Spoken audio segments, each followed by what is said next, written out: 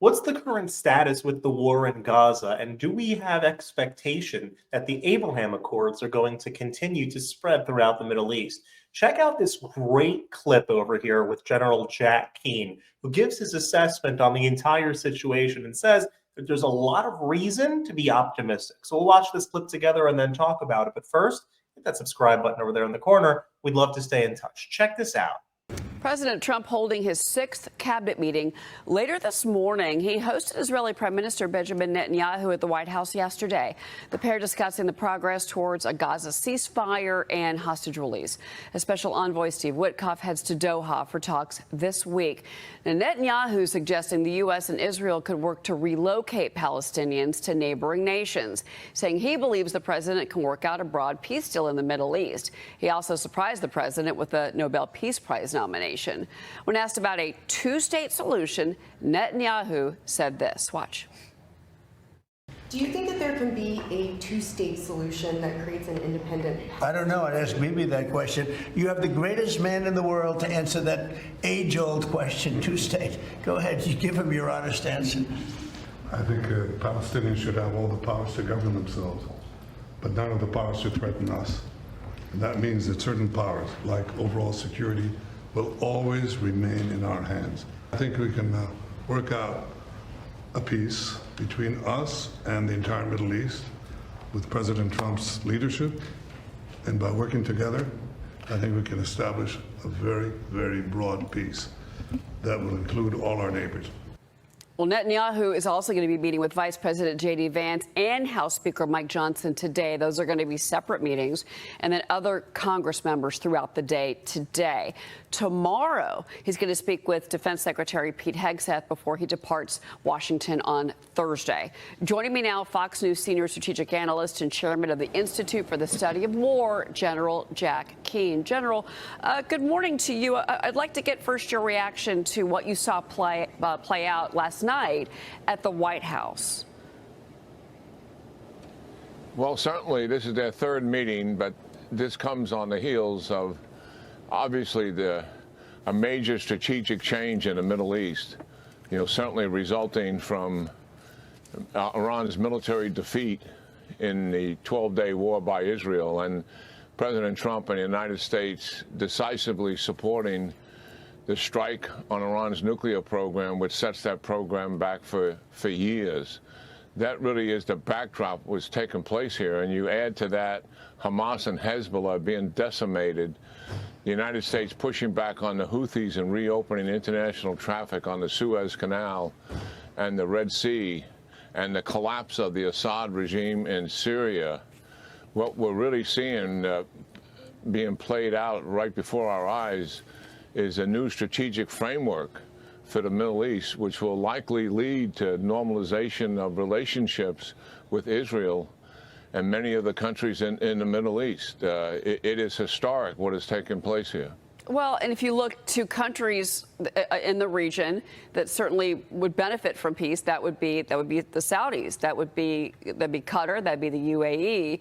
I thought that was interesting that the president talked a little bit about that last night, but also I thought it was interesting how when the issue of the Palestinians came up, that President Trump said, they need to be moved out. I mean, let's be honest here, Gaza is decimated. Gaza is destroyed. It's not safe for these people that are there, these women, these children.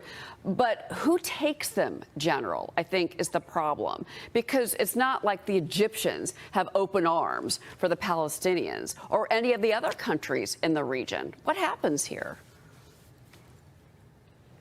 Well, I think there's a new operative here in a sense that the issue on the table for the Arabs was always a pathway to a Palestinian state.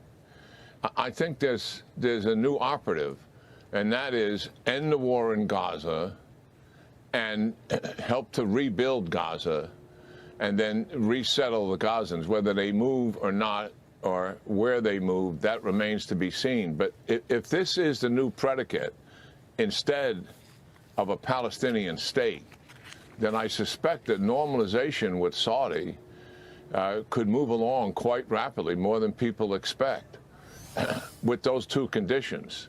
the end the war in Gaza and a plan to rebuild Gaza and resettle the people.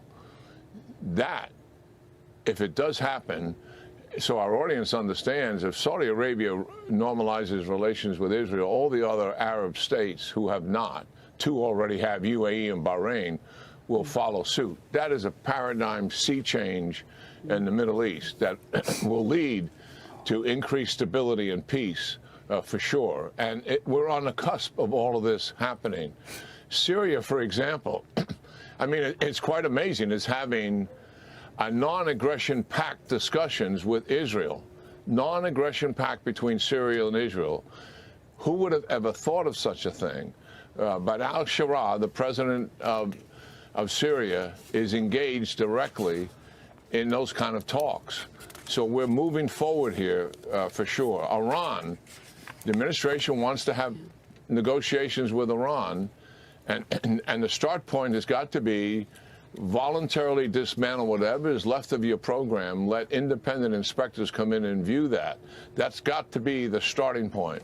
I suspect the Iranians, though, Cheryl, where they are, is they're assessing the damage, and I think they fully intend to recover and rebuild their nuclear program and use diplomacy and negotiations as a cover to do just that.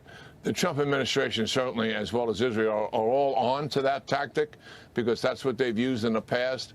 But there still is some potential here that some kind of normalization could take place with Iran if they're willing to dismantle that entire program that remains, whatever there is left of it, and open it up to independent inspections. Yeah, because I mean, we'd heard these things were certainly unthought. We're not even thinking of prior to the 12-day war that took place. So, you know, we've seen another historical example.